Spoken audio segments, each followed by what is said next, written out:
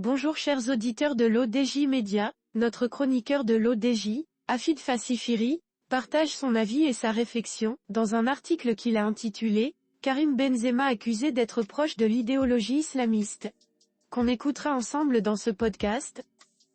Notre journaliste entame sa présentation du sujet en disant « En France, il est interdit désormais de faire des prières pour les Palestiniens sous peine d'être accusés de terrorisme. Climat d'inquisition. Gérald Darmanin a provoqué une grosse polémique en France, via des déclarations qui n'ont pas fini de faire parler d'elle. Et qui ont fait assurément réagir Karim Benzema.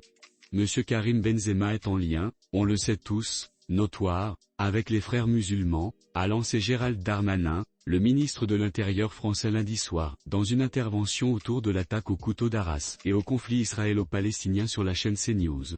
C'est en réaction à un tweet pro-Palestine de l'ancien joueur du Real Madrid que le ministre français a lancé ces graves accusations. Toutes nos prières pour les habitants de Gaza victimes une fois de plus de ces bombardements injustes, qui n'épargnent ni femmes ni enfants, a écrit Benzema ce dimanche.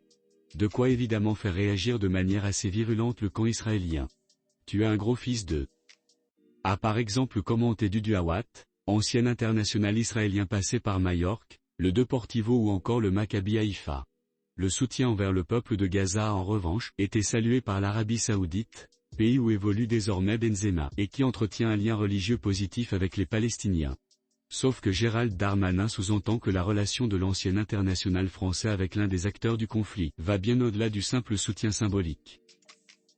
Notre chroniqueur de l'ODJ se pose la question cruciale de cette manière. Est-ce un délit d'être islamiste ? Être islamiste n'est absolument pas, jusqu'à preuve du contraire, un délit et tout un chacun doit jouir de la liberté de conscience et celle de choisir l'idéologie et la religion qui correspondent à ses convictions. Accusé par le ministre de l'Intérieur français d'être de connivence avec les frères musulmans, le ballon d'or Karim Benzema a aussitôt porté plainte contre Gérald Darmanin. La France du Je suis Charlie, lorsqu'il est question d'insulter le prophète Mohammed et de faire offense à l'islam et aux musulmans sous couvert de liberté d'expression, subit un climat d'inquisition, de fascisme et de totalitarisme depuis le début de la guerre contre Gaza.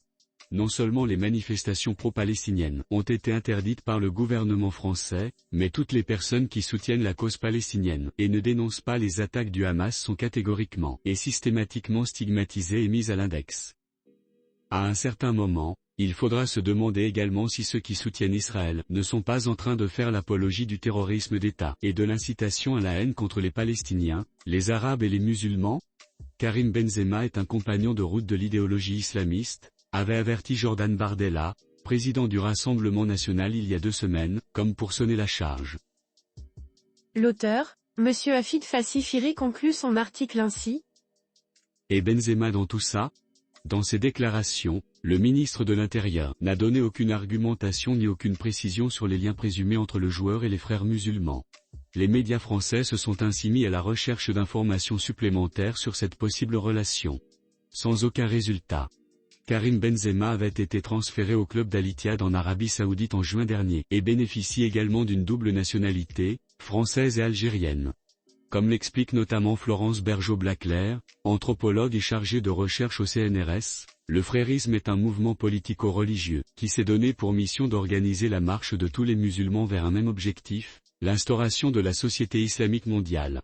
C'est un mouvement théocratique, qui devra à terme se débarrasser de la démocratie. Si les propos du ministre de l'Intérieur sont avérés, nous devons envisager des sanctions contre Karim Benzema. Une sanction d'abord symbolique, serait de lui retirer son ballon d'or. Enfin, nous devons demander la déchéance de nationalité. Nous ne pouvons accepter qu'un binational français, internationalement connu, puisse déshonorer et même trahir ainsi notre pays, réclame d'autre part la sénatrice LR Valérie Boyer. Cependant, si la nationalité française relève de l'État, le ballon d'or est dans les seules mains de France Football, qui organise ce trophée sans aucune relation avec les autorités françaises. Karim Benzema ne devrait donc pas risquer de se voir retirer ce trophée gagné en 2022. Concernant sa nationale française, c'est évidemment une autre histoire. Karim Benzema avait été écarté de l'équipe de France il y a quelques années, suite à des démêlés avec la justice, et puis était sorti par la petite porte sur blessure juste avant la Coupe du Monde du Qatar. Rédigé par Afid Fassifiri. Merci d'avoir écouté ce podcast de l'ODJ Média, notre bouquet de supports numériques, portail, magazine mensuel connecté, Web Radio R212 dédié à la diaspora marocaine et Web TV. N'oubliez pas de télécharger notre application l'ODJ mobile sur Play Store et de vous abonner à notre chaîne YouTube l'ODJ TV. Alors, on se dit au prochain podcast de nos chroniqueurs de l'ODJ, et à très bientôt.